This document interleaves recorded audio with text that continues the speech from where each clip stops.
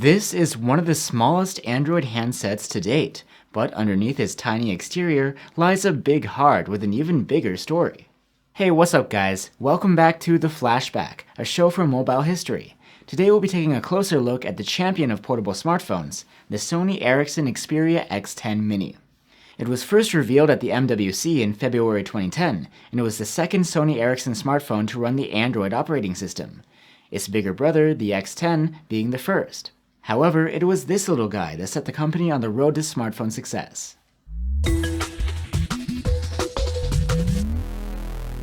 The Xperia X10 Mini came out in a time when people railed against large phones, so its design truly reflected the spirit of its time.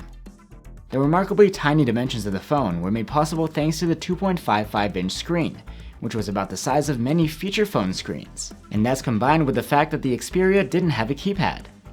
It didn't need it anyway, because it had a capacitive touchscreen. Of course, Sony Ericsson had to customize the UI to make the best out of the available space. The launcher placed shortcuts in the four corners of the screen, and the Timescape UI had a thumb-friendly design. In all fairness, Android didn't look as pretty on 320 by 240 pixels, but this certainly wasn't a deal breaker. Sony Ericsson did a good job of customizing the interface and making the icons large enough, given the limited screen real estate. The home screen was also affected by the resize. You were limited to widgets only, no shortcuts or folders allowed, and you could only add one widget per screen. On the other hand, the number of available home screen panes wasn't limited, so each time you added a widget, a new screen would appear, and you could then rearrange the screens as you please. Some might have frowned at the 16mm of thickness, which was too much by the standards of the time, but it didn't really make the device unattractive. It almost seemed like the boxy appearance was exactly what the designers were going for. If it was any thinner than that, the phone would have been near impossible to handle comfortably. The 240 by 320 resolution didn't make for a spectacular media experience, but the screen was good enough for its scale.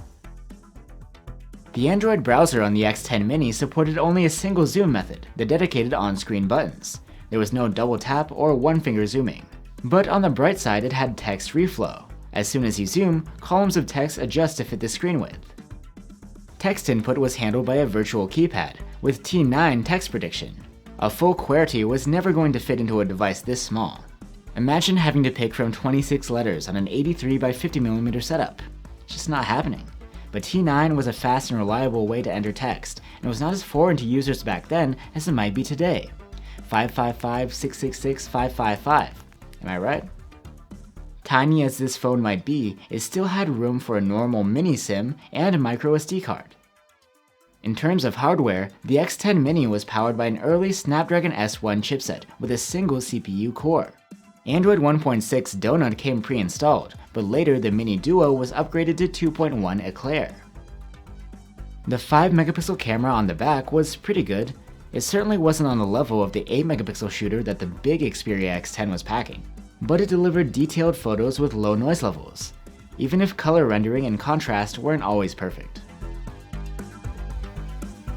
Video recording was just like the handset, tiny.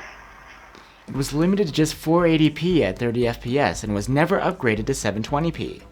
If you wanted to get into this exciting world of apps and games, but didn't want a gigantic phone, the Minis were the right choice for you.